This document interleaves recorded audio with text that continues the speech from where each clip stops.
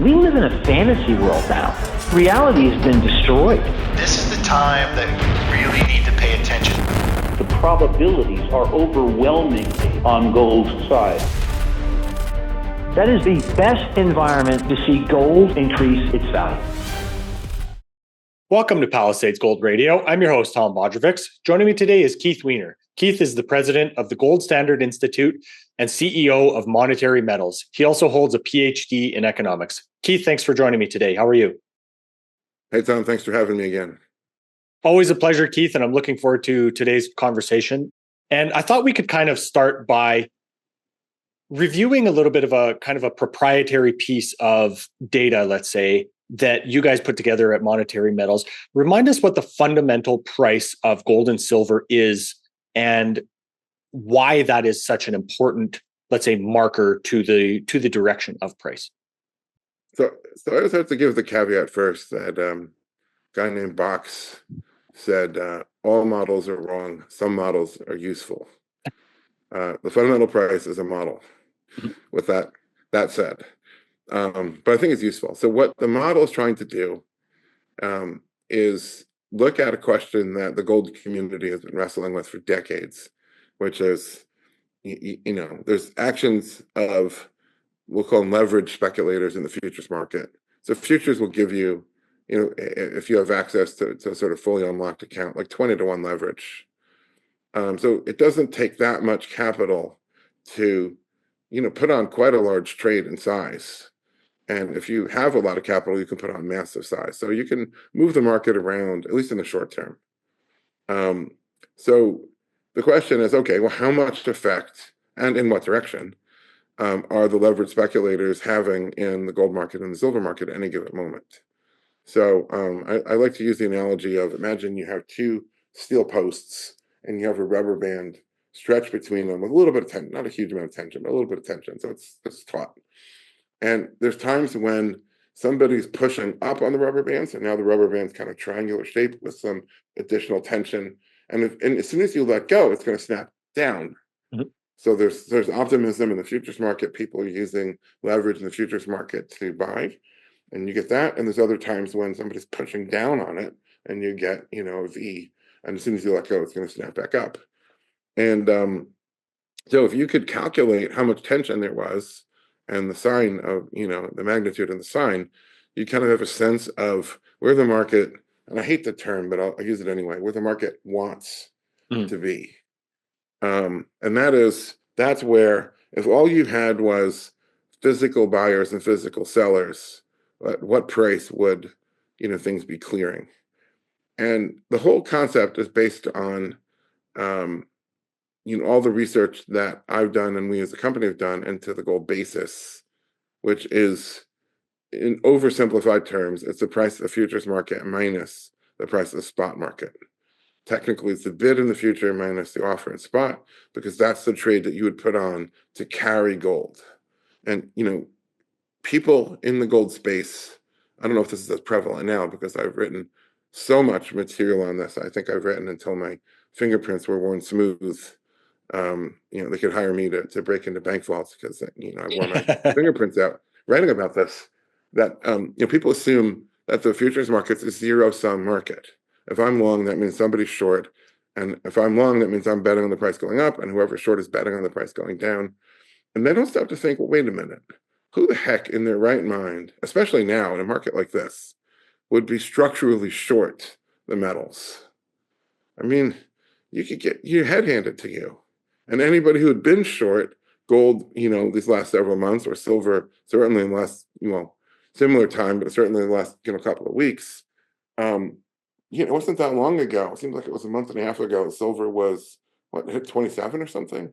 Mm-hmm. Now here we are at not quite 35. I mean, that's massive, massive, massive losses to anybody who'd been short. And so the answer is, yeah, of course there are people who play the futures market short. They're nimble, agile, highly fast, speculators. If they get, and they're usually trading on technicals, and they see a technical entry point, they put in a short position, they set a very tight stop. These people are disciplined. This is for professionals. So I feel like almost like this is one of those shows where we're like, in the name of science, we're blowing shit up. And we're like, now kids, don't try this at home. This is really dangerous. As we blow up a cement truck with 40,000 pounds of fertilizer explosive or something like that in a rock quarry, and the cameras are like 8 miles away. Don't try this at home.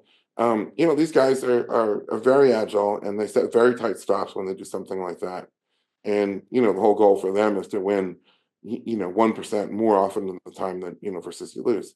But for the most part, there's a market maker there who's shorting silver, but he's not taking a directional bet on silver. He is carrying the metal, which means he's buying in the spot market and simultaneously selling the futures market to make a spread, not a directional bet. So if you buy in the spot market at the offer, you sell in the futures market on the bid. When that spread is positive, that is called contango. And contango is a profit that is offered to anybody who wants to make a market in this thing. And when the contango is greater than, so you can annualize that, that's what we call the basis, is the contango annualized and quoted as a rate. And you compare that to interest rates, for example. So if it's possible, if you're a bank, to borrow at something like LIBOR, and the basis is greater than LIBOR, that means you can borrow at, let's say, what would it be today? I don't know, 5.5%, 6%. And if the basis were 6.5% annualized, right, then you're borrowing at LIBOR to put on a trade, and you're making a little bit of a spread net of your interest expense. And that's how a billion banks and other market makers operate. So it's very important to look at the basis, and it's important to compare the basis to the interest rate. So that's what our model does. And then it's saying additionally, and the math gets a little funky, but okay, essentially how much did the basis move when the price moved? And then, sort of accumulating that and keeping track of all that to say basically, okay, given how far the basis is from its neutral point, then that essentially tells us how far we think the price is from its neutral point. And essentially what we're calculating is, this is inexact science. I want to be really clear on that. If all the future speculation were to unwind, because it's the future speculators that are really moving the basis around. If the future speculation were all to unwind, where would the price end up? Just actual metal buyers and actual metal sellers. Where would it be? And so that's what we're calculating. Now, in addition, the basis has a lot of utility as kind of a measure of abundance or scarcity. So the higher the basis is, that's saying that the marginal demand for the metal is to put into a carry trade, which means going into the warehouse. If that's the biggest and highest best use of the metal, then that's not a particularly high and best use. And more importantly, we know that sometime relatively soon, the marginal supply will be coming out of that warehouse as all those trades unwind. And so when you see the price go up and the basis going up, be assured that at some point it's going to be right back at you. So there's a lot of utility in this on the basis. And on our website, monetary-metals.com, we have all these graphs. There's 60 some odd different graphs of gold and silver for free. Just give us your email address and you get access to all of it. And there's basis and there's fundamental prices, a whole bunch of other kind of cool stuff. Anyways, I don't know if I answered your question or. Yeah. So to let's say take the temperature of that market right now, where are those fundamental or those basis rates right now? So in gold, the model is in the 29.60 range. So a couple $100 over market. So for anybody who's bullish gold and wants to make a bet on gold, that's a pretty good. I mean, again, it doesn't say the price has to be that. It is not a timing predictor. Even if the price will eventually be that, of course, it's changing every day. So ask me tomorrow, But even if the price will be that, it doesn't necessarily mean it will be that tomorrow morning, just because that's what the calculation is right now. It's saying there's a tension in the rubber band. If somebody were to or in this case, this way, if somebody were to let go, but they're not pushing it down, it's going to snap back to here. But there's no saying when that finger is going to feel fatigue and let go. But it's saying that, there's a fair bit of tension in the gold market to the upside. We could see continued rising prices in gold, defying all the expectations and all the conventional wisdom. The Westerners aren't buying it. The bullion dealers' businesses are moribund right now, and so on. People don't want to buy at all-time highs. These are sort of conventional truisms, but they don't necessarily have to be true at any given moment, and they're not. Now in silver, hang on a second. I just pulled up that graph a minute ago. We're 35 and something. Hang on. Just need to put my cursor on this, and what are we at? 35, 60 roughly. So a bit over market, but not nearly as far over market as gold. Mhm. And that's been, fortunately or unfortunately, the story of this bull market. Yeah, silver has been in a bull market, but not as exciting a bull market as gold. Mhm. Again, defying the conventional wisdom, but that's where we are as of late October 2024. Mhm. Do you find lease rates, for example, from the LBMA, lease rates important in the analysis of the metals prices as well? Yeah, so the lease rate is calculated as LIBOR minus GOFO. So LIBOR is the interest rate, GOFO is the gold forward rate, essentially the basis. So lease rates go up if interest rates go up, as long as the basis doesn't go up with the interest rate. So in other words, the lower the basis, and this basis is our measure of abundance or scarcity. The higher the basis, the more abundant the metal is to the market. The lower the basis, the scarcer the metal, and the lease rate directly reflects that. So as the lease rate goes down, that means the metal is more abundant. That means a higher basis for a given interest rate. And as the lease rate is going up, that means a lower lower basis. Now nobody quotes GOFO or the interest, or gold lease rate anymore. The LBMA used to quote that, and then the regulators made it pretty onerous. It's kind of funny. They're giving it away for free as a free service to the world. I mean, the banks know what their book looks like, of course. They don't need to see this. I mean, they're the publishers of it, not the users of it. And then the regulators say, well, if we're going to let you quote these things, then you're going to have to do this and this and this, go through all this compliance stuff. And the banks are like, you know what? You made this too annoying and too expensive. We'll just stop quoting it, and kind of plunge the gold world into the darkness. So that was our impetus. A lot of leading voices in the gold world tried to calculate it and came up with stuff that was either really rough hacks, it's way too noisy to be useful, or threw their arms up and said can't be done. Mhm. And I looked at it. Now my previous career was not only as a software developer, but doing a lot of audio stuff and developing algorithms for digital signal processing. And I looked at it as a DSP problem and said, aha, in that light, this is actually very doable, solved it. And so we quote, I believe we're the only daily, quote, or any quote for that matter on, and ours happens to be updated daily on both the forward rate and the lease rate, Mhm. all for free on our website. So I think most of the world informally, nobody really wants to say it. We do get emails from bullion banks and hedge funds and others every once in a while. Hey, on this, this moved here. What does this mean? Like they're sort of acknowledging they're reading it. Nobody wants to talk about it, but there it is. And so we're providing that service to the community. And but yes, a higher lease rate means, which is exactly what you'd expect. The more expensive, the more scarce something it is, the more expensive it should be to lease it. Mhm. So if everyone and his brother has got a used car they're not using, you should find it should be pretty cheap, assuming there's an efficient market to lease used cars. Someone's going to be willing to rent you that thing for $100 a month. Mhm. But if no one has a spare car, then you should expect it be much more expensive to lease a car Mhm. or a piece of property or anything else. Like, if you're on Nantucket or Cape Cod in July, there's no Airbnbs available, and if there are, they're going to be thousands of dollars a night. Mhm. Property scarce. You want to do it in November, I bet they're dirt cheap. So, Keith, why is there such a disparity between the cost to produce and refine gold and silver? Is it, a big part of that rarity piece that you just mentioned?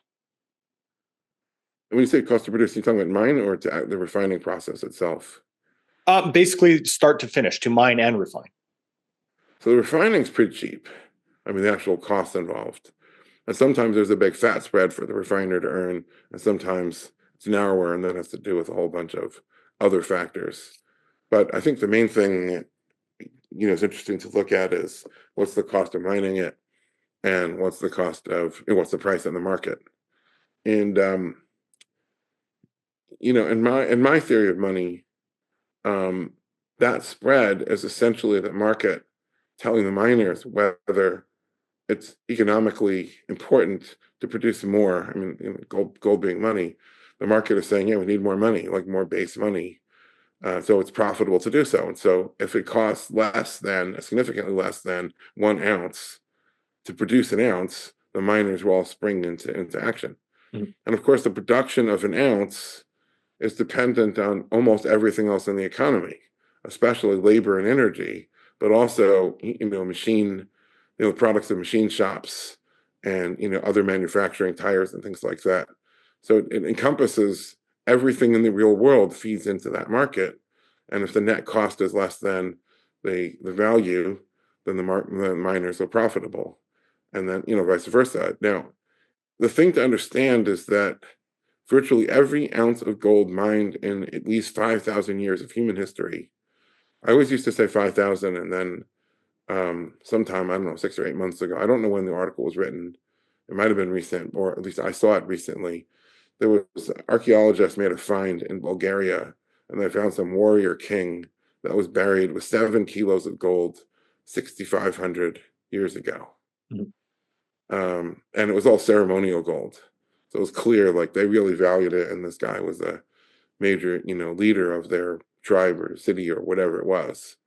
And so, let's say for at least 6,500 years, we've been mining this stuff, and just like now, nobody throws gold into the garbage. If you don't want gold in that form, let's say you have gold candelabra or something, really gaudy, but it's made out of gold. You don't throw it out. It's going to go back to the refiner to be melted, and you're going to get paid melt value, which is basically gold minus, 2 or 3% or something. And that's always how it's been. And if people are buried with gold teeth, sooner or later, the grave robbers bring that gold back to the market. And if a ship sinks, and at least if it's in relatively shallow waters, the divers will salvage it and recover it. Virtually all the gold is still in somebody's hands, which means that, number one, there's no such thing as a glut in gold and no such thing as a shortage. There's a glut or shortage to the market, but not overall in the world. Um, and number two, it means that the price of the stuff doesn't necessarily have to have a tie to the cost of producing it. I mean, if the price of gold falls significantly below the marginal cost to produce, that means the marginal producer will shut down. If the price keeps falling, more and more producers will shut down. And that's okay. That just means there won't be any mining. The world doesn't want more gold at that moment in time. And then the price can obviously shoot up higher. And if the price shoots up higher, everybody who has a developed mine asset will, of course, go mining. But everyone else go looking for gold. Gold's fairly hard to find in economic deposits. It's always been that way. Technology's been improving, fortunately, because the richer deposits get mined out one by one, and they're always going after the next marginal deposit, which is less economic, and therefore it depends on better and better tech to be able to get economic value out of it. And it's always been that way. So sometimes mining shuts down, sometimes mining starts up again, and that helps modulate the value of the metal relative to all the real world inputs that go into it. Mhm. But they don't necessarily have to be directly coupled. Versus if you take something like wheat, if the price of wheat in the market falls below the cost of farming wheat, well, pretty soon no one's going to be farming wheat, and therefore the price will go back up, just at for a lower volume. That's not the case in gold. And so I think looking at cost is interesting if you want to analyze the miners. That's not really that interesting if you want to analyze where the price of gold is likely to go next. Mhm. Well, that's exactly where I wanted to go. Is it rational to be looking at the supply and demand imbalance, let's say in silver, as part of your investing thesis? It seems like the fundamentals haven't mattered for this market for quite some time. Well, I would argue that, and particularly in gold, it's a cleaner argument. Silver does get consumed. Every time somebody throws out a washing machine, I don't know how much gold is in the switch contacts in a washing machine. It's grams, I'm sure, at least. Probably not ounces, but probably grams. But I don't know what's in it. Mhm. That's not recycled. necessarily. Sometimes it is, but a lot of times it's not. It goes in the landfill because it just isn't worth it at $30 an ounce. At $2,700 an ounce, it's not going into the landfill. Somebody will take that thing, if there was gold in it, strip out whatever the circuit board is that has the gold in it, throw the rest into the landfill, but not the gold containing. And it's always been that way. So you can't look at mine production or jewelry electronics consumption and say that's supply and demand. Not in gold. To a lesser degree, the same argument applies in silver. It's just that silver is used up and there is industrial demand that isn't, once it's consumed, put into switch contacts or whatever, it isn't necessarily recycled. So the argument's less clean in silver, and in theory, there could be a structural deficit or whatever, as people argue.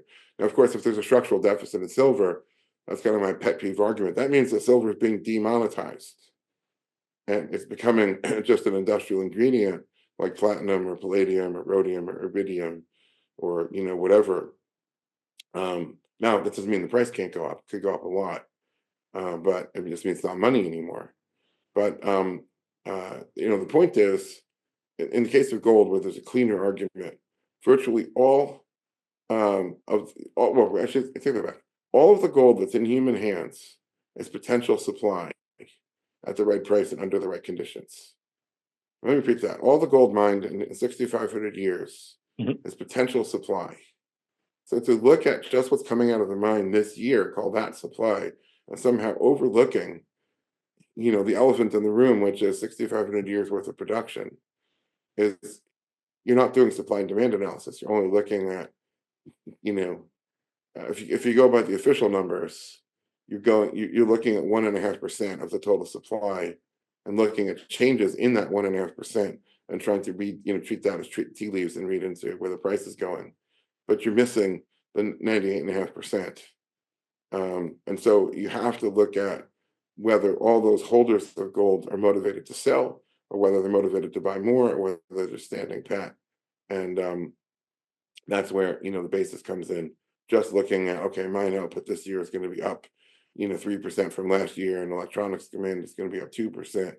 That doesn't really tell you what's going to happen next to the price. It's I guess people feel they need to be doing something quantitative. They need to be doing something useful to earn the, if you're an economist at, major mining company or a major gold consumer, electronic contacts or something like that, you kind of have to earn your paycheck. You have to go through all the motions, but it's neither here nor there. Mm-hmm. So, considering all of these, let's say, fundamental arguments that aren't necessarily working, explain to us why the quantity theory of money, as you brought up earlier, is wrong. So I want to start sort of tangentially and offer some observations. And the first one is, would anybody think that gold mining in the gold standard has the same causes and therefore the same effects as the issuance of honest credit in a gold standard? So the mining of gold versus the issuance of credit in a gold standard, do those have the same causes, and therefore we should assume they have the same effects? And then along those lines, would we assume that the issuance of counterfeit credit in an irredeemable currency such as ours, would that have the same causes as the issuance of honest credit and of gold mining in the gold standard, and therefore the same effects? And when you frame it that way, you got to say, wait a minute, no, I don't think they have the same causes at all. Mm-hmm. Mining is going to be caused by these sets of factors, and issuance of honest gold redeemable credit are going to have these factors. And when the Fed is issuing its credit, it has a whole different set of factors. So the quantity theory of money, I've done some research, and Milton Friedman actually is treating these as the same in his research. Actual gold during the gold standard, gold redeemable notes and bonds as money or money-like or money substitutes or whatever term people want to use. And then, today, the printing of dollars. And he's treating it as the same, and there's a monetarist equation that assumes it's the same. You don't have to think about the nature of it, you just have to count the quantity of it. And that's the first thing, that just, if you have kind of a scientific mindset, or you're trying to use the scientific method, you just wouldn't, logically, you just wouldn't go there. That's sort of the first problem. The second problem is, if you'd expect, again, going back to an honest monetary standard for a minute, so something I just said a minute ago, virtually all of the gold ever mined in human history is still in human hands. And yet, the gold miners today are producing 3,000 tons a year by the official estimate. And surely there's a lot of gold that's not being officially counted coming to market anyway. And nobody knows how much, because, it's the miners are stealing little grains or nuggets when they can get away with it. You have all kinds of, I was on a mine site in Western Australia, and this particular geology was, it had been this huge plateau that eroded over like 1 billion years or something. It was very old geologically. And there was gold in, that native rock. And somehow what ended up was there was nuggets all over the place. There were no finds in this geology. Somehow there was no finds whatsoever. It was all big nuggets. And these nuggets were like 10 to 40 grams, pretty big. Wow. Mm-hmm. So I was going in with the CEO of the company in his truck, and we saw any number of guys in RVs, they call them caravans in Australia, and you could see they had the metal detectors and all kinds of gear strapped to the roof, and these guys were stealing. I mean, they just were, the mine company had a big property. I don't know how many square miles it was. It was massive. And these guys were all, I don't know what you call them, the squatters or whatever term for these guys, local guys. They were all over the place with metal detectors, and the nuggets were at near surface or at surface. And, how much gold did those guys take? And a lot of those guys would have that, in jars and other things that have a little rudimentary furnace in the garage melting it down. I mean, there's no way to count this stuff. So, anyways, the official is 3,000 tons into a market that's been accumulating the stuff without any apparent limit for at least 5,000 years and arguably 6,500 years. Mm-hmm. That means that in economics terms, people talk about each commodity has an increasing total value, but diminishing marginal value or diminishing marginal utility. As quantity goes up, the value of the next unit is diminishing. So think about, if you're in Phoenix, out in the desert in the summer, and then, you're wandering around, it gets to the afternoon, temperature can be, 50 degrees centigrade or, 120 Fahrenheit in the shade, and then you're in the sun, and you're thirsty very quickly. You'll get very thirsty in that environment. People die. Every year there's a couple of people that wander out and, they're idiots.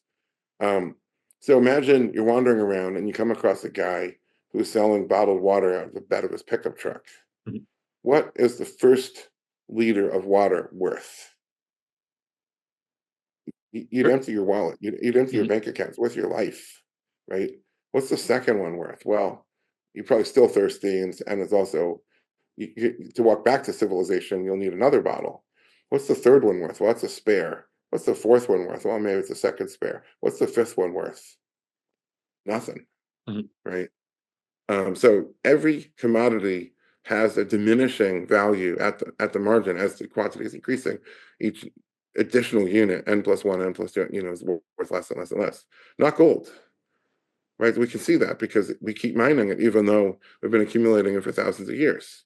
And so that's another way of looking at the quantity theory of money and saying money, in the case of gold, now this does not necessarily apply to the dollar because the dollar isn't money, but for money, that's the property you'd actually expect, that people are actually happy to own more of it on the same terms as the last.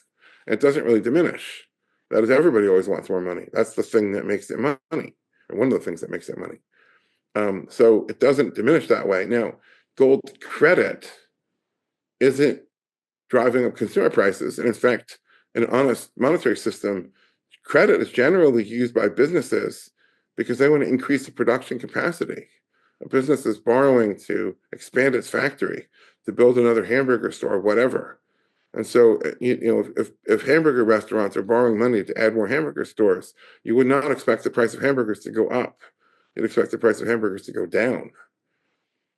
So, from a credit perspective, an expansion of credit does not necessarily mean, and in some cases can mean the exact opposite. It does not necessarily mean that prices are going up. And so in my view, you really need an interest rate centric theory rather than a quantity centric theory. And the reason is, and let's take, in the gold standard, the interest rate's stable. But in the irredeemable paper currency standard, it's anything but stable. It gyrates all over the damn place. Let's look at what happens when the interest rate's falling, which has been the trend for 40 plus years, notwithstanding that the Fed is in the throes of one of their abortive hikes, which they've had many of in the last 40 years. There's always been abortive hikes. They always want to prove, oh, we can still do it. But to me, that's like the junkie, going for 2 hours without his hit, and to prove that I can quit anytime I want to. And it's like, you're not fooling anybody, buddy. But every time the interest rate ticks down, every producer who has a spreadsheet to add one more, store to the hamburger chain, to add one more line to their factory, they all have a spreadsheet that is the business case for adding capacity. And the reason why they haven't added more capacity is because at the margin, that spreadsheet has red ink at the bottom. It says, don't do it. Mm-hmm. Now, one of the bigger expenses in any of these endeavors is the interest expense in financing the expansion. So if they come along and lower the interest rate, some of these spreadsheets at the margin flip from red to black ink. They're actually profitable at that point because you've lowered an important cost in the equation. And so every time the interest rate's ticking down, every producer of everything now has a fresh incentive to borrow and expand capacity. Now, unless the demand for that hamburger is going up, what you get is very soft, prices. That there's just essentially more and more capacity being added, but people aren't necessarily eating more hamburgers. Or the only way to induce them to eat more hamburgers is to push down the price of the burger, so you're hitting the bid of the marginal consumer. So as the interest rate's going down, it's just essentially an increased subsidy to every producer of everything to borrow more and to increase production capacity. And so, in my view, there's an arbitrage between the rate of return on capital and the cost of capital. And so I published an article, Keith Weiner's Macro Equation, I think is the title that our marketing team gave it. And the macro equation is R must be greater than I. Return on capital must be greater than the cost of capital, which is the interest rate. Now, when the interest rate goes in the other direction, then return on capital must rise to be always above the cost of capital. Well, if everybody and his brother has been for 40 years building more and more and more hamburger restaurants, how do you get higher return on capital on hamburger restaurants? Well, you have to bankrupt and ruin X number of stores to decrease the supply such that the remaining guys have the pricing power to increase their prices and eventually get, return on capital up.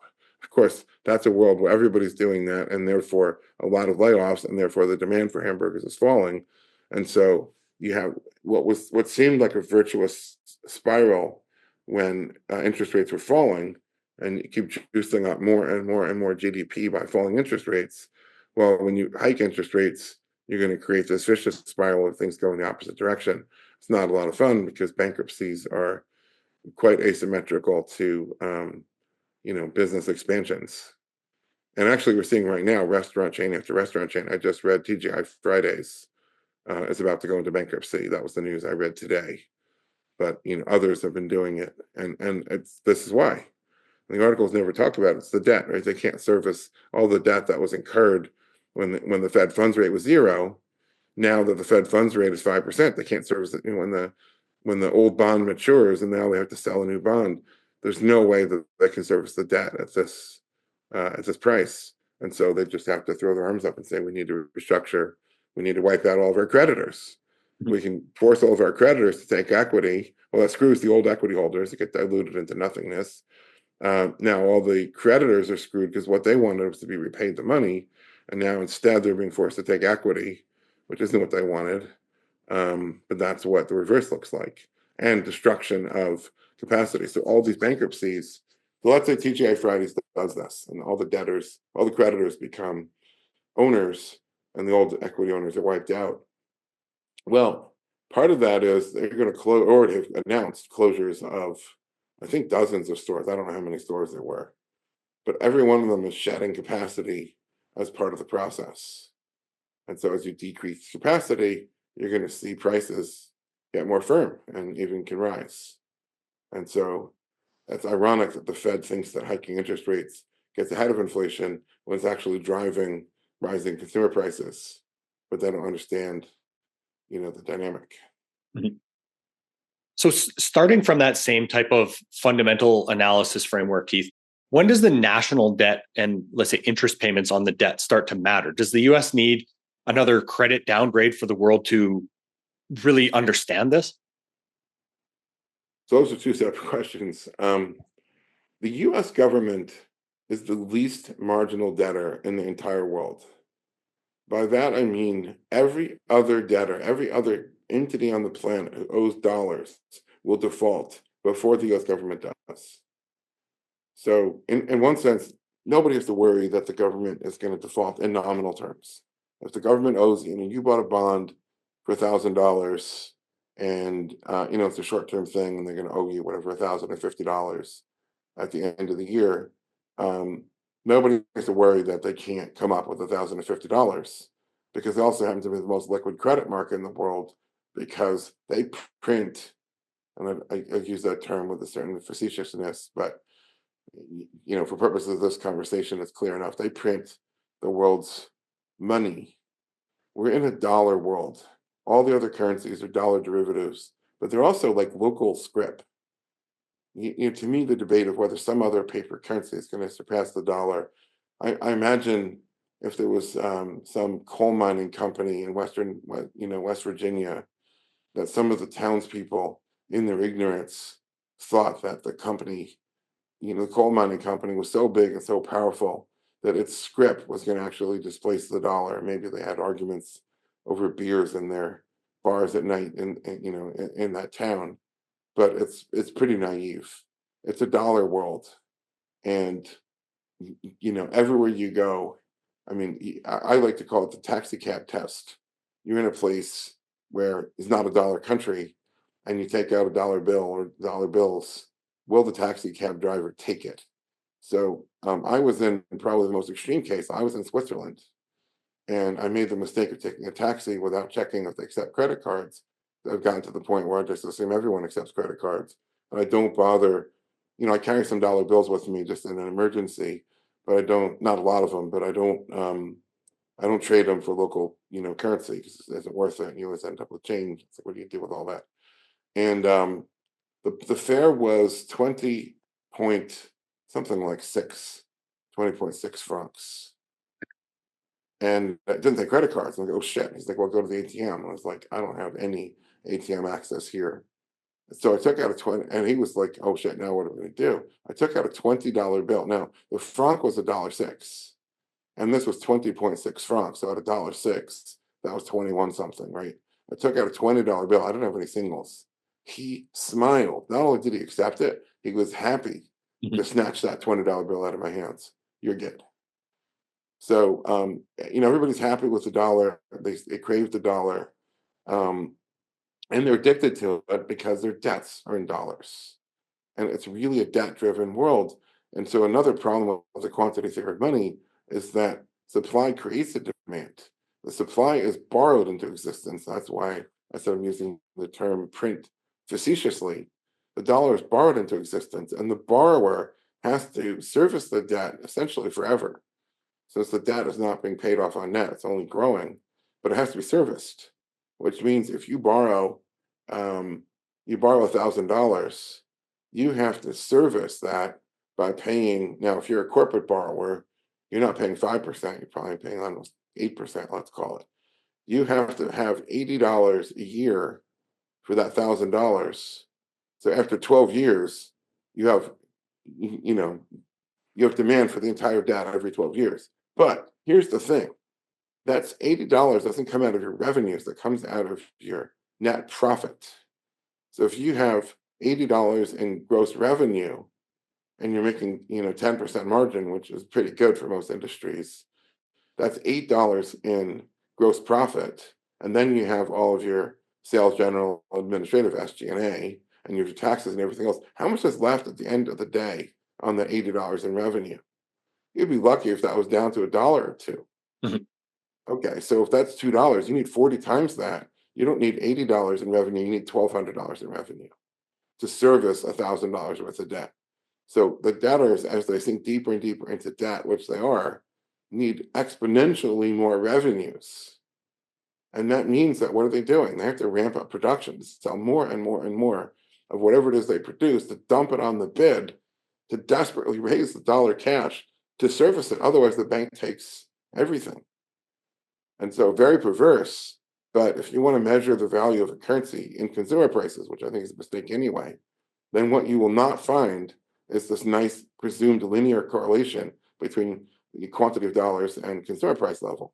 And you're going to find that the more debt there is, which is the debt is the flip side of the quantity of dollars, the bigger the quantity of debt, the more demand there is for dollars to service it, the more production of goods there is of necessity, as people are simply on a treadmill cranking faster and faster and faster, and they're spitting out more and more and more consumer goods to desperately raise the sales revenue in order to service the debt and stay alive for another year. And so that's an irredeemable currency. That's the dominant force that's driving why is the dollar so counterintuitively strong.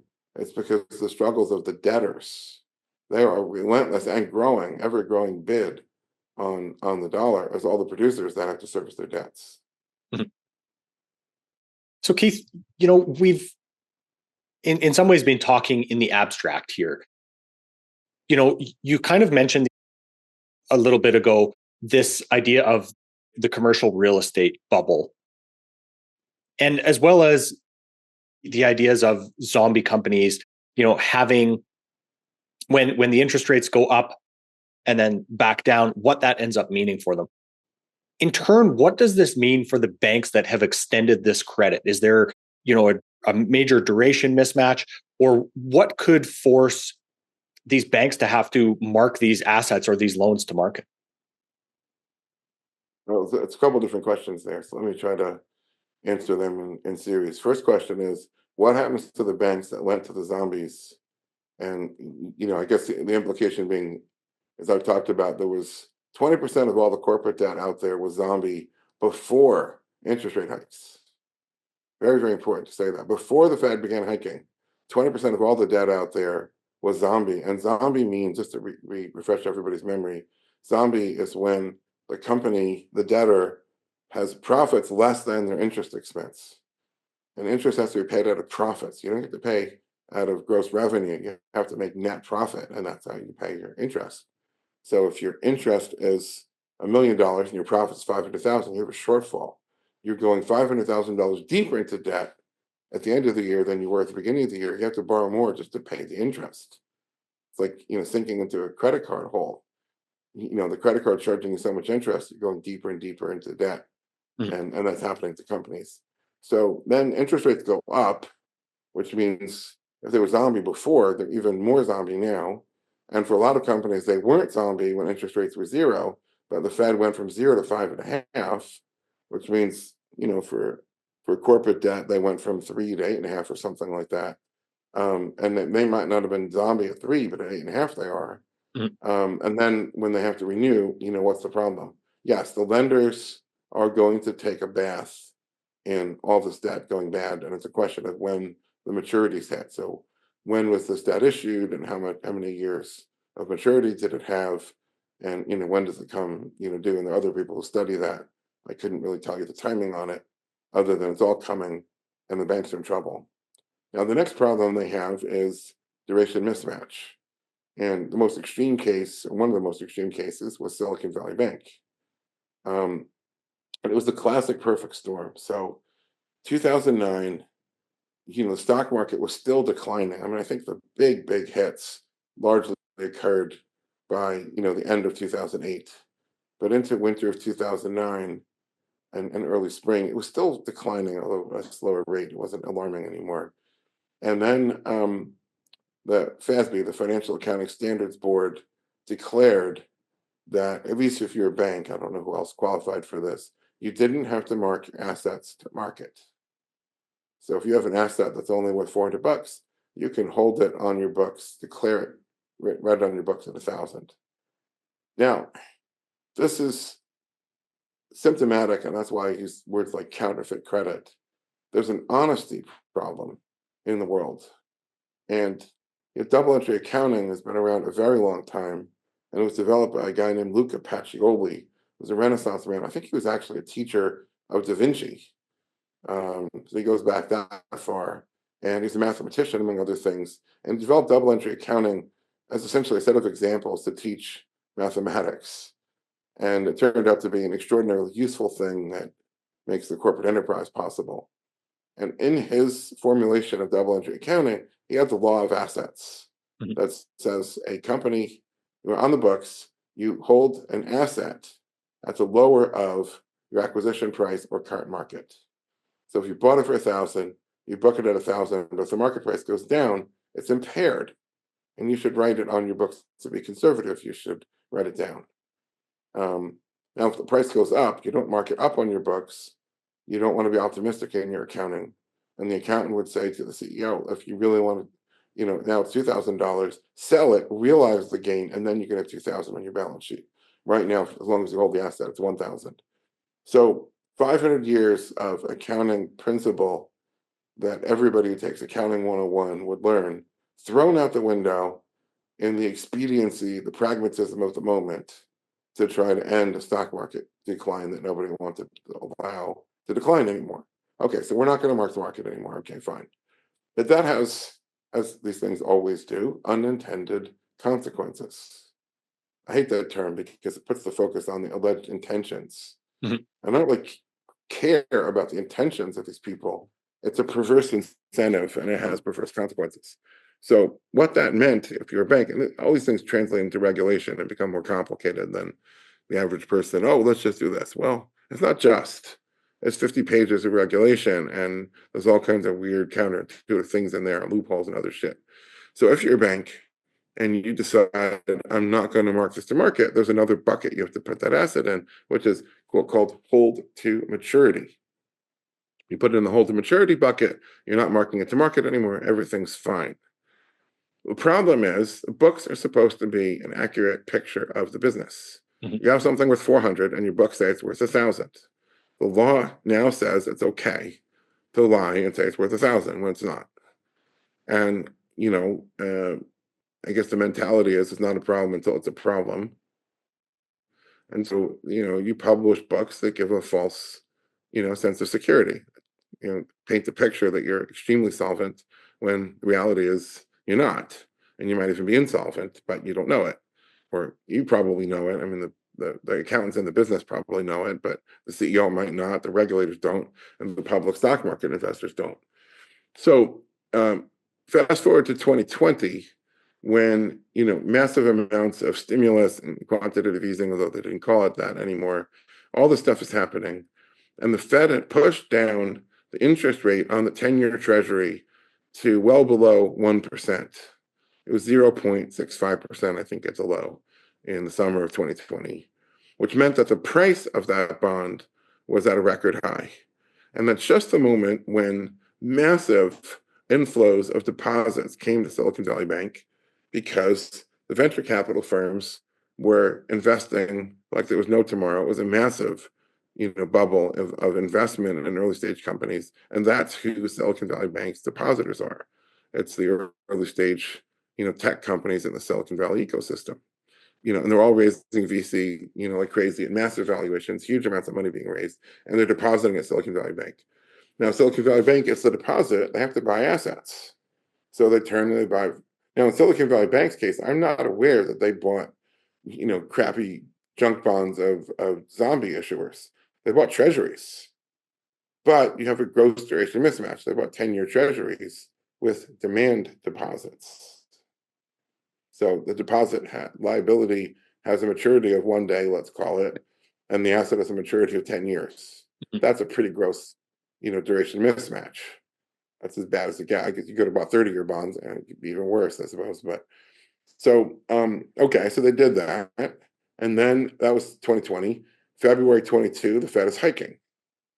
So at the peak of that, or the trough of that, I suppose, the actual price of 10-year Treasury bonds had fallen between 22 and 23%, something like 22.5%, I think.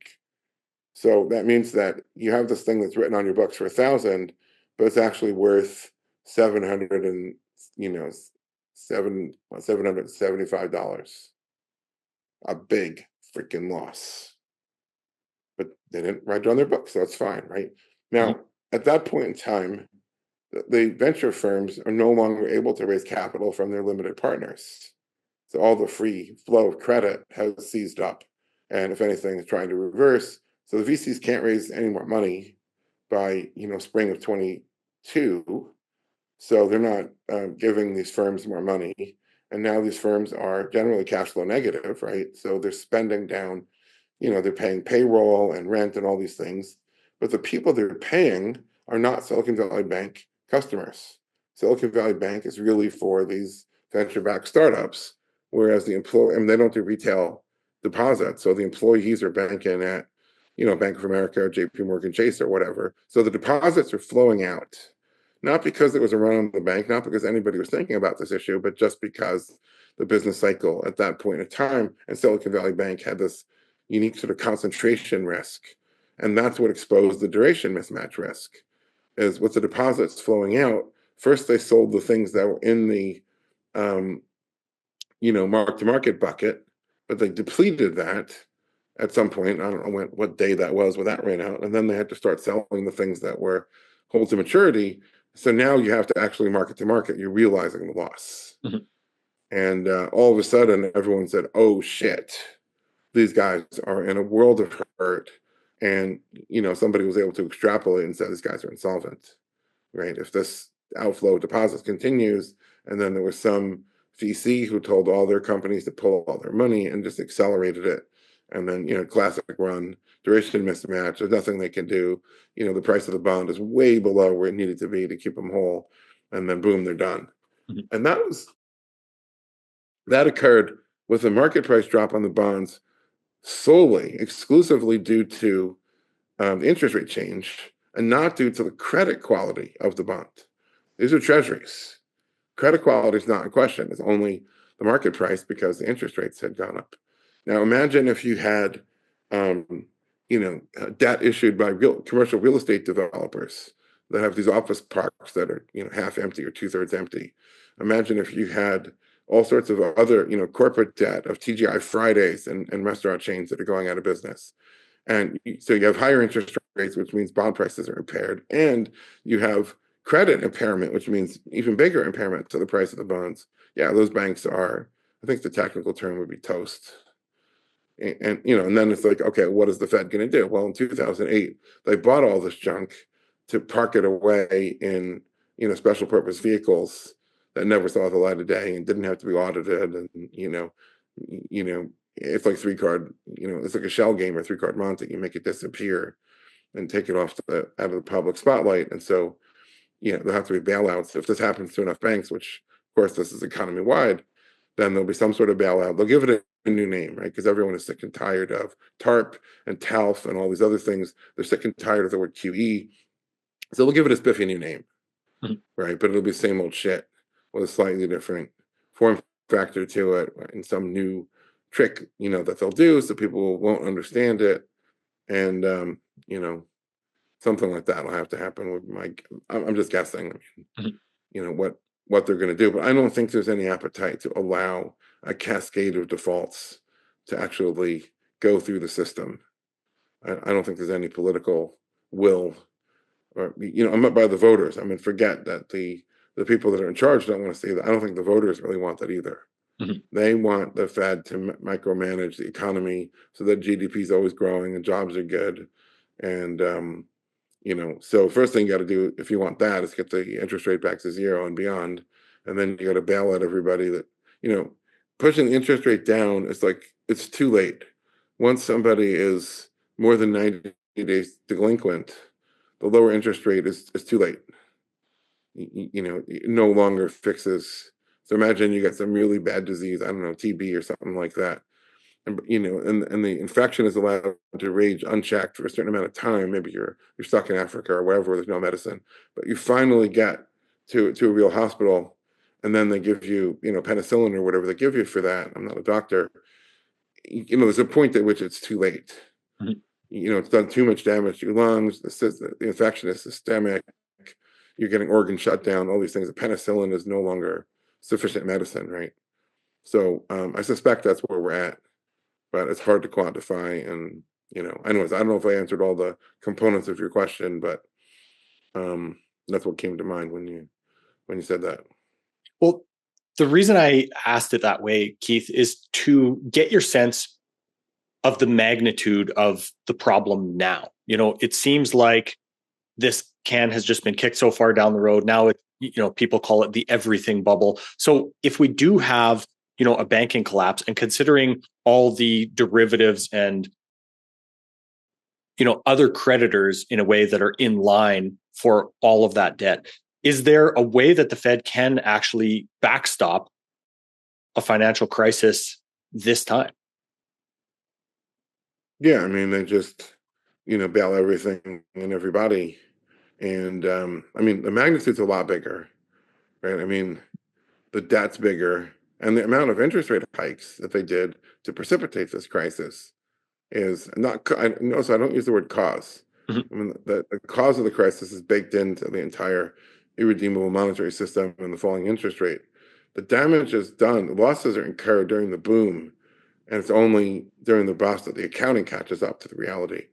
I don't like the Keynesians very much, but there's a term coined by, I believe, John Kenneth Galbraith. I could be wrong, but I think he's the one who coined it. And the term is the bezel, from the concept of embezzlement. And the bezel is the difference between what the actual fair value of, let's say, an asset should be versus, irrationally exuberant market that's fueled by, too low interest rates. And the wider the bezel, the bigger the problem. So the bezel is a lot bigger today. The debt levels are a lot bigger today, and the hike that the Fed imposed is bigger than it was in 2005 to 2007.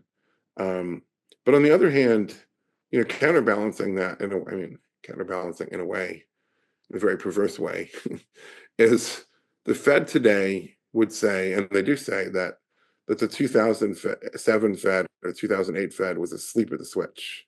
The Fed people today really criticized the Fed people back then of not paying attention and not being proactive and not acting soon enough, which of course is in a way disingenuous and unfair. The Fed at the time, they had the smartest people in the room, and they were looking at things, and Janet Yellen, all of them are on the record of saying, we think subprime is contained, no big deal, we stand ready to do whatever. They're all saying that shit in 2007 and even 2008, even after Bear Stearns had failed, they were saying it. I think that was like February of 08, if I remember. So today's Fed calls them asleep at the switch, and I use the term hyper proactive today. I think today's Fed is going to, have a much itchier trigger finger, and they're going to fire a lot sooner and a lot bigger. It's a much bigger gun that they're toting around today, and they're going to fire it a lot earlier. And I think have, right, with a 50 basis point cut they've done already, and everyone's like, oh, they're not going to do any more. Maybe they will, maybe they won't. And it's like, it's going right back to zero. And the only question is how fast. But I think the Fed is watching. What they care about is the solvency of the banks. And, everything else, whether it's GDP and therefore recession, whether it's the stock market, whether it's jobs, exports, whatever metric that people care about, and they debate those things as if those are primaries or fundamentals. They're all downstream of credit.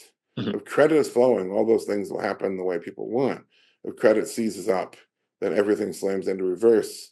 And as the old saying says, it takes the world takes the stairway up and the elevator down, goes down a hell of a lot faster. That reverse process is brutal. So I think the Fed is going to be super, super proactive. And they already proved in 2008, the rule of law will not bar them from doing what they want to do. If necessary, if they deem it necessary, they'll change the law or they'll just ignore it. So Silicon Valley Bank, if you remember, on Tuesday or Wednesday, the regulator said the bank is fine, it's solvent. On Friday, the regulator seized it and shut it down.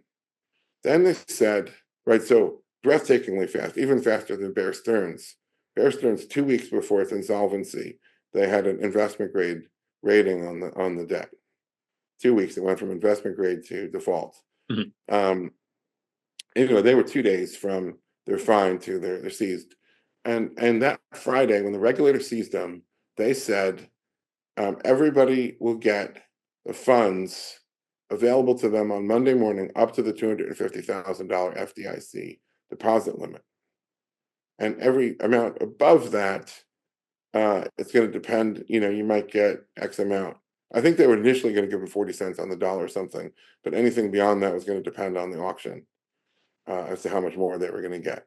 By Sunday, they seized the second bank, probably started to get a little panicky. They realized, oh shit, it's not just Silicon Valley Bank. It was, what was it, Signature Bank? I don't remember the name of the second one in New York. And they said, oh, by the way, all deposits, even over the FDIC limit, with no particular limit anymore, all deposits will be made whole on Monday morning. Okay, so the rule of law just went out the window and under the bus. Mhm. But bump. So that was it. I mean, there's no rule of law. You're in Banana Republic territory where the leader says whatever he says, and that's it. And or maybe pre-Hammurabi, if you want to go back 7,000 years before they figured out that you need to have written law and that even the government has to be bound by the law. Mhm. So what are they going to do this time? It's hard to predict, but Mhm. they got to bail out. They either got to bail out the debtors, or they got to let the debtors default, which has all sorts of problems that they may not want, and then bail out the creditors so that at least it doesn't. It's not like the dominoes that one domino tips into the next as it rolls all the way around the room and everything tips. They're going to have to get very aggressive. And when I say have to, I mean, I'm not recommending this as a course of action, but Mhm. people always say, Keith, what do you recommend? It's like, there is no good action. Mhm. The Fed does what they do to us, and I use that preposition. They do it to us by force. There is no good thing that a central planner can do to you by force. Every action they take has perverse outcomes, and there are different perverse outcomes depending on which action they take. And now it's like pick your poison. There's nothing good. You can either take a crash and a depression now, or postpone it and make it bigger when you finally have to take it later. Mhm. And Mises said, and one of the most chilling things that he said, and most prescient, in my opinion, is he said, there's no way to keep the, I'm botching it, but no way to keep the credit expanding forever. It's going to end, and the only question is whether it ends voluntarily sooner and people take their pain, or whether they keep trying to double down on it, the government that is, and eventually, if you push it far enough, um, then you create a hyperinflation and a complete collapse of the currency, and probably the government who issued it, and heads roll. And hyperinflation is not, it's not a neutron bomb that just takes out the currency and everything else is fine. I mean, that's a collapse of epic proportions. You're Mhm. talking like lack of law enforcement in the streets, looting, rioting, starving people that are killing for food. Like bad juju is happening, as a consequence of that.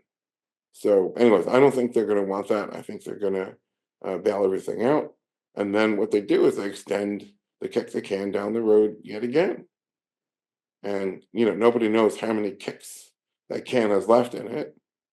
But what I can say is that collapse. I mean, the whole civilization is basically all in on this cockamamie monetary scheme. Um, but America is the center of it, and the rest of the world, varying degrees of periphery. And the collapse occurs. All collapses are going to occur at the periphery first, and they hit the center last. America will be the last to collapse when everything else is already done and burning down in ruins. Um, so I think in America there's still a good number of years left in it. How many years? I mean, if you'd asked me in 2012, at that time I was saying I thought it was 5 to 7 years. Boy, did that prove to be premature. Mhm. It's not that the idea that collapse is wrong, but you got to understand, first of all, they have a lot of tricks up their sleeve. The can has a lot of kicks left in it. And then I think there's real wisdom in Adam Smith, who said there's a great deal of ruin in a nation. Even when they impose ruinous policies, a wealthy nation doesn't turn to ruin nearly as quick as you think it will. Mhm. People are more resilient than that. There's a lot more capital than that. And, I don't think this is another 50 years. We're basically, 53 years from the time the currency went irredeemable. I don't think it's anywhere near that. Mhm. Could it be 5? Yeah. Could it be 20? It could. It's a while yet. It's not going to be tomorrow morning. But, this time around, the bailouts will have to be exponentially greater, as are the deficits, by the way, and the debt. During the time of Bush, I remember when everybody thought it was breathtaking, it was gobsmacking. We were running $400 billion a year deficit. Oh my God, that's insane. Look at this idiot. Look at what he's doing. This Keynesian. We'd look at it now and say 400 billion a year. That's cute. We're No 10x kidding. that now, basically. Right. So in this crisis, that will go up again, and the amount that they throw around in stimulus and bailout and whatever will be exponentially greater than the last time. It has to be. But they'll do it. That would be my prediction. And if they do it, then they'll get another pseudo-stable period for who knows how long. And, if you're trading markets, you got to anticipate that as best you can and don't get caught on the wrong side. Mhm.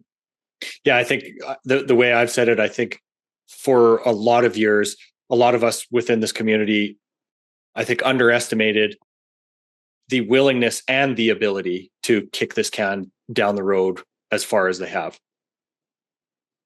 Yeah, I think the willingness, that should be abundantly clear, that no politician wants to see calamity on his watch, Mhm. because that means you're going to lose the next election. And if you're really talking about major depression, crash, collapse, depending on how ugly things get in the streets, one of my arguments, people talk about, oh yeah, the powers that be are going to cause a great reset. I'm like, you do understand when there's been great resets, the people who had been in power under the old system tend to lose their heads. Mhm. Like, there's no such thing as being in power and then the whole system collapses and crashes and the peasants are starving and you still have power. And usually you don't have your life after that. Those tend to be violent, revolutions. The people in power want to keep the old system. They don't want to reset it and bring a new one. But not only does America have a great deal of wealth that's not consumed yet, the rest of the world is giving us their wealth for all sorts of perverse reasons. Um, and by buying the dollar, right? And we get to consume that too. So that they will go under first, one by one. And and that extends the can, kicks the can down the road here. Mhm. It's all very perverse. I mean, if you follow me on Twitter and all these conversations, like, I'm not saying this is good. And certainly my reasons for saying that the dollar is the king isn't because I'm an American and this is jingoistic. I'm spending, a huge amount of my time now. I'm in Dubai as we talk. And I think I'm pretty international in my perspective, obviously more than the average American. It's not like, hey, yeah, rah, rah, American, America is great. I mean, I love my country, but that's not why I say the dollar is in the position it is. I say the dollar is in the position it is because the system is wired in a certain way. And it's wired around the dollar, and all the other currencies are derivatives of it. Mhm. And that's, a vestige of the architecture that was dictated by the US to the rest of the world in 1944 at Bretton Woods, when the US was the only superpower standing. The entire rest of the world was in smoking rubble and ruins. And the US dictated, rightly or wrongly, dictated, this is how it's going to be. Listen up, guys. This is what you get, and this is what we get to do to you. And everyone said, sir, yes, sir. And was it fair? No, it wasn't. Was it a crappy system? Yeah, it was. The architect of that, so everyone assumes that system was for the benefit of the US. The architect of that system was a FDR, even though FDR was, I think, dead at that point. It was a Roosevelt apparatchik named Harry Dexter White, who was later criminally proven to be a tool working for the Soviet Union. He was the architect who dictated this whole thing to the rest of the world. I don't think his, there was no proof in court that his purpose in setting up Bretton Woods the way he did was to collapse America. But given that his loyalties were to the Soviet Union, it's not a great leap of inference to say, yeah, his intention was to collapse America. And the system he devised is designed correctly to collapse America. It just took a hell of a lot longer than he thought it would. So in 1944, he devises this.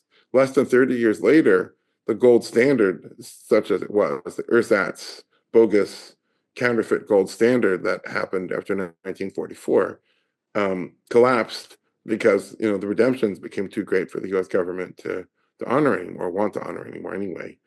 And then we went into a Bretton Woods 2, which is the rest of the world is still treating the dollar as money or base money. Only now all the currencies are floating, and the dollar itself is, arbitrary unit that refers to itself only, right? So the dollar is backed by the Treasury bond, and the Treasury bond is payable in dollars. So it's self-referential. It's two snakes each eating the other's tail, tying to nothing in the real world, right? Mm-hmm. And the rest of the world uses the dollar as their base, and they pyramid their own credit on top of that, and they call that their own currency. That was a horrible system that undermines America. It hollowed out American industry, did all kinds of horrible things that people blame on immigration or free trade or whatever. It was just a currency doing it. And it just took a hell of a lot longer than White. White died, I think, in the 1950s. He never got to see any of this. But it's still hollowing us out, and in the end of the day, will cause great disaster. It just takes a long time. So, Keith, do you think that there's any possibility that, maybe putting gold out on the yield curve or returning to any type of a gold standard could redeem the system that we currently have? Or is this, do we need an end to the current system and then rebuild something new from there? I would say we need a graceful transition.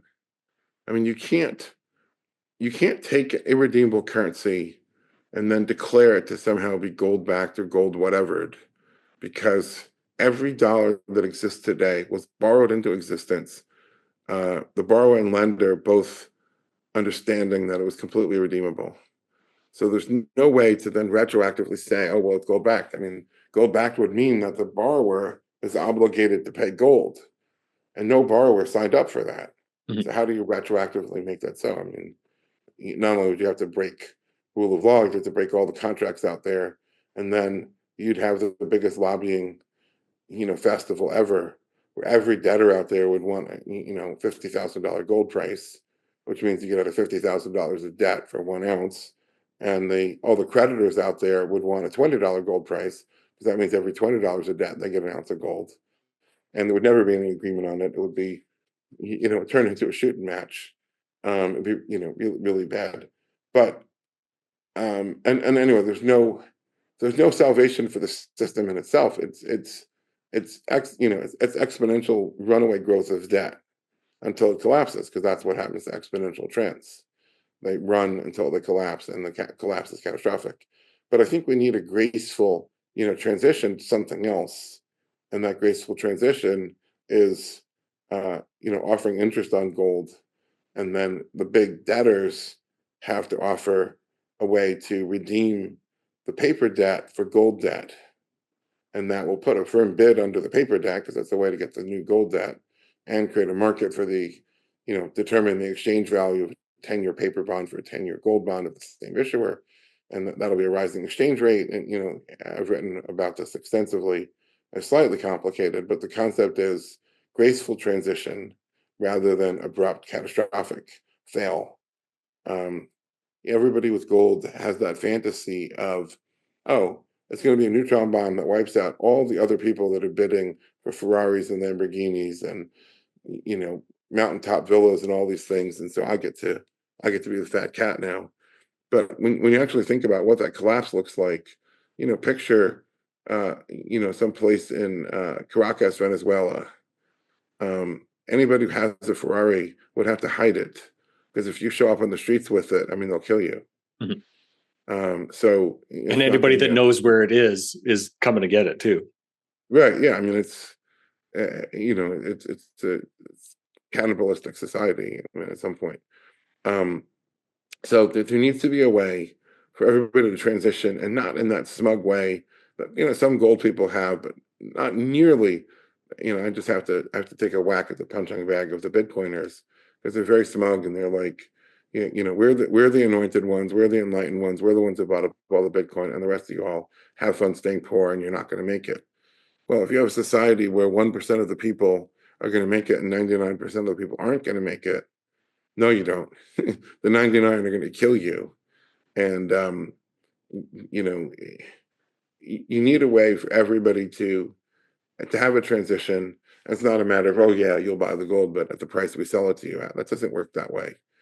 Um, it has to be something that is drawn into circulation. People's wages will be paid in eventually, not yet, for a lot of reasons, but eventually it has to be inclusive, and it has to ensure the solvency of all the big debtors, which also happen to be the big financial intermediaries.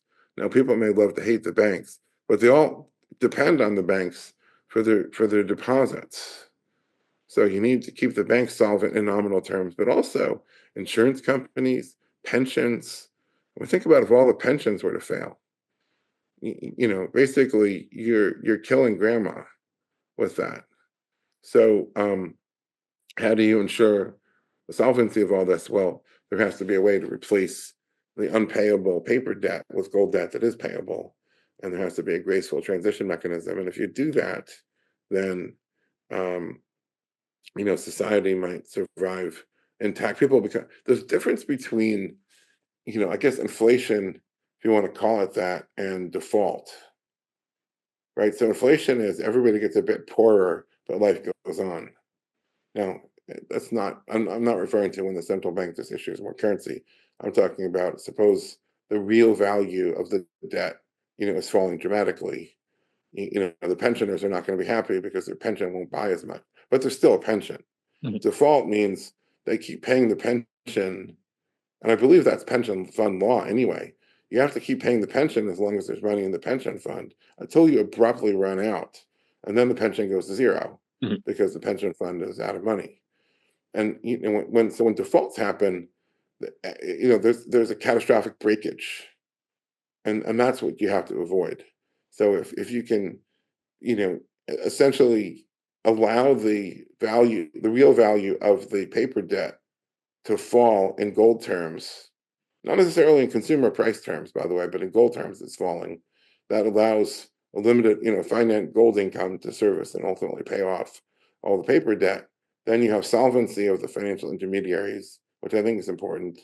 You have a graceful path for, the average person to start participating in the system with a gold income. It's not about buy gold. The gold standard, banks don't buy gold. That's, people look at, oh, the central bank is buying gold. That's into the gold standard. When we look at the paper standard today, JP Morgan Chase doesn't buy dollars. They attract dollar deposits, which means they're borrowing dollars. They're not buying them. Right. So the gold standard is about, credit relationships, not about buying it and then declaring we have enough. There is no such thing as enough. If your system isn't sound, as much as you might have, and the U.S. government had huge amounts of gold, certainly in 1945, it was drained down to 8,000 tons by August of 1971 when Nixon defaulted. And if he hadn't defaulted, you could plot it. I think it would have been less than a year after that. It would have been drained to zero at the rate that the gold was flowing out at that point. So, it's about earning the trust. There's so many things that have to happen. It's all doable if people actually want it. And what I like about, I'm not really plugging for monetary metals. I want to talk about it from a different angle.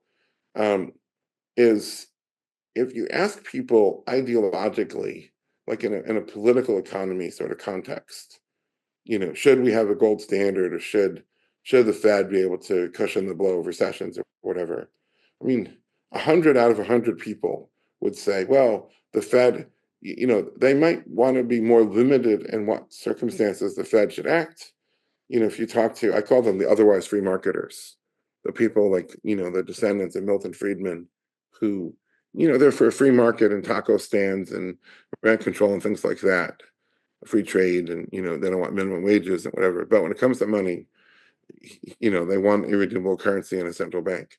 100 out of 100 people would say, yeah, you need that. But if you offer people a choice, and then, yes, you have to debase the currency.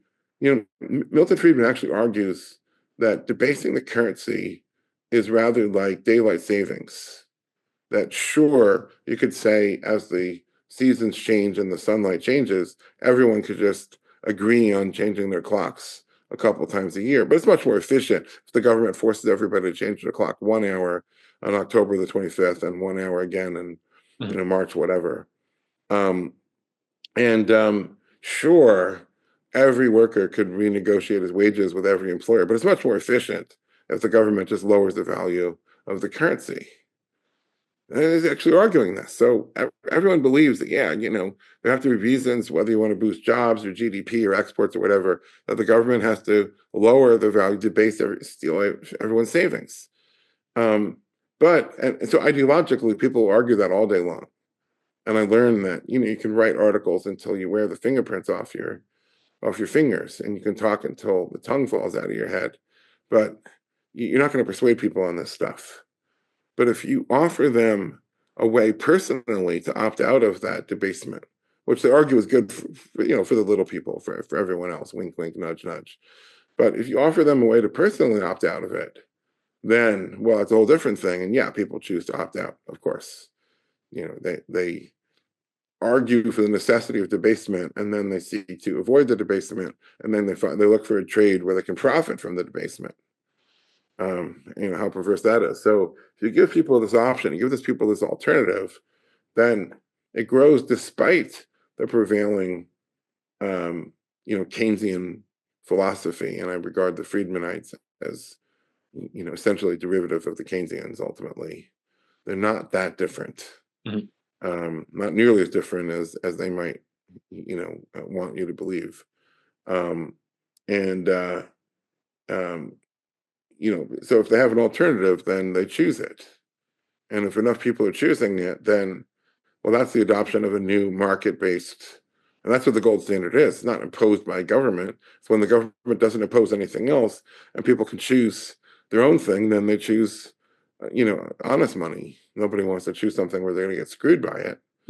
Well, yeah, I have to get screwed for the good of, somebody else. No, that's not how people act when it comes to their own money. So that's kind of the covert plan. What is the libertarian thing? Our covert plan is to take over the world and set everybody free. Our covert plan is to take over the monetary system and make it a free market. Said tongue in cheek, of course. Yeah. And I think that's what has to happen. And if that can happen, and we're on the trajectory to do it. I mean, we're still early stages, but it's growing exponentially. A lot of the right things are happening. If we can do that, then the world can rediscover the merits of an honest monetary system, that politicians aren't tinkering with it for all sorts of, they're pleasing various interest groups and lining their own pockets. Keith, if you wouldn't mind, what are a couple quick examples of things going in the right direction to move back to some type of an honest system? Well, I'm referring to monetary metals, in that, we have this program of paying interest on gold and silver. And, the number of people that are participating is growing exponentially. So we have, more gold being put to work, earning interest and paying interest to people. And there's a really interesting thing, right? I can say to people in economics lectures, and I've done this around the world, and I'll waggle my finger at people, you really ought to, calculate your net worth in gold ounces. Everybody, raise your hand. How many people here have some sort of spreadsheet, and once a month or once a quarter, you calculate your net worth? And, most people say, yeah, I do. And I'm just like, look, just add one more row at the bottom that, put in the gold price, and then one more row below that where you divide your net worth in dollars divided by that gold price on that day. And that's your net worth in gold. And then if you keep doing that month after month or quarter after quarter, you'll see the trend. What you might see is that despite the risks you're taking and the stress that you're undergoing and the work that you're putting into it, it could actually be going down. And if it's going down, you're actually becoming poorer, even, for all the risk and the work and the stress. So you should think of things in terms of whether your gold value is going up or down. I can say that till I turn blue in the face. Mhm. And if there's 100 people in the audience, one of them, two of them maybe, will actually add the gold price and do, which, I mean, it's accessible to anybody who has an internet connection. It's not hard. Find the gold price. There's a lot of sites that have it. People go to Kitco, or you can go to the LBMA or whatever, right? And then just divide. So your net worth is 100,000, divide by 2,700. What does that end up being? 30 something, right? Ounces. Um, just have the discipline to do that. And most people won't.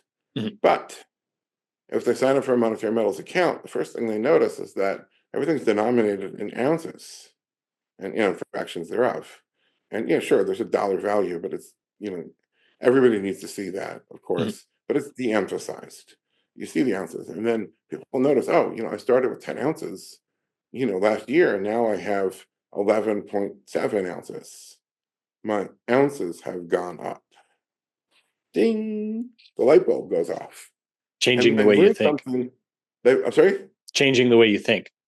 Yeah, they've learned something in an intuitive way by doing it that they could never learn by hearing a lecture or reading an article. And that's a really important thing. I don't know whether that's behavioral activation, as the psychologist would call it. I'm not exactly sure what you call it, Mhm. but people get it when they see it on their own personal account statement in a way that, and people say this to me all the time. It's like obviously a lot of our account holders read my work, see the videos of me, whatever. I'm like, oh yeah, I heard you saying that, or I read your thing when you said that. It didn't click for me until I saw my account statement, and now I get it. Mhm. And it's like that's a thing going in the right direction, and it's growing exponentially. So if we can continue to grow that exponentially, every entrepreneur has that corny line of why, every entrepreneur starts a business, wants it to become really, really big, kind of take over the world for whatever it does. Mhm. And most of them, have a line that's kind of insincere, because it's not realistic. And we have a corny line, but I think it's real. And the corny line is that a good working definition of a gold standard, not a formal definition, I want to emphasize that, but a working definition is what anybody who wants to can deposit their gold and earn interest on their gold in gold. When that condition is true, you have a gold standard. And all the other behaviors and effects that you would expect, medium of exchange, unit of account, all those things become, happen as a consequence of that, because you're using gold to finance productive enterprise. Those enterprises want to set their prices in gold. They want gold revenues. They're happy to pay gold wages. Like, all those things start to happen as a ripple consequence of that. Mhm. And therefore, the gold standard is when we monetary metals scale up. And that's that corny line that every entrepreneur is like, and therefore, we're going to become bigger than Amazon, bigger than Google, right? I mean, every entrepreneur has that somewhere in their pitch deck. And this is our version of it. But I think it is absolutely true that, yes, that's a working gold standard when that happens. And that's our mission, is to make it possible for everybody in the world who has gold, which is billions of people. So we got a long way to go. But if you're growing in an exponential trend, you don't worry about how big the number has to be, because it's a matter of time because of the compounding rates. Right. And so when we scale, that's the gold standard. So yeah, I'm super, super, super excited about it. Um, and it's not because, okay, it's a for-profit business. As the founding entrepreneur, I stand to get rich in doing this, granted. But there's an interview of this scholar who studies Professor J.R.R. Tolkien, and he's talking about when Tolkien wrote Lord of the Rings, which he was relatively late in life. I want to say he was like 70 when it was published, right? Because he was born in the 1880s and was published in the 1950s. So he was at least late 60s when it was published. And the guy says, of course, Tolkien was happy. He was making a lot of money for the first time in his life. And he'd been working on this shit, by the way, for over 40 years. He was Mhm. writing these stories in the trenches in World War One, if not before. So this is like 40 something years later. And he's making money, which he's happy about. But much more important to Tolkien was that he proved his point. And his point was that people did care about the old things and old stories. And he set out to create essentially a mythology for England, that he felt England sort of sorely lacked, because Camelot and King Arthur was actually a French story, and the only real English thing was Beowulf, and it was like that wasn't enough, and it was kind of too little and too old, and so he set out to create this whole mythology, and all his life everyone was telling him, you're crazy. Nobody cares about this shit. You're the only guy that goes into your papers. Mhm. Nobody cares about it. Anyway, when it became a best-selling book or books, it proved his point. And it was more important to him to prove his point than the money he made. And I kind of feel that way about this. And it's not just to prove the point, but it actually moves the needle and changes the world. That's what really, really, really matters to the world, but to me as well. Yeah, I want to get rich. Yeah, I want to make money. And I will if this happens. As this happens, I'm making money, but changing the world is really the bigger, motivator. If all I wanted was to make money, having done a software company before, there's a hell of a lot easier way to make money in the software business than doing this. But so you ask, what's an example of something moving in the right direction? This is moving in the right direction, and it's real, and it needs to scale, and we're in the process of scaling, right now. So ask me in a year how much more we scaled and how many more ounces we get to put to work. But this is pretty damn exciting. Well, let's hope that continues in an exponential direction for you guys, Keith. Thank you. Of course, for anybody that wants to check that program out, or more of Keith's work, Keith's blog, that's all available at monetary-metals.com. And of course, you mentioned your Twitter feed as well. Excellent Twitter follow at Real Keith Weiner. Keith, thanks so much for your time today. I really appreciate it. Thanks for having me, Tom. This was fun. This podcast is for general informational purposes only. Nothing on this podcast should be taken as investment advice. Guests on this show are not compensated for their appearance. Listeners are urged to educate themselves and make their own decisions. Do not base any investment decisions on the information contained. To view our full disclaimer, please visit our website.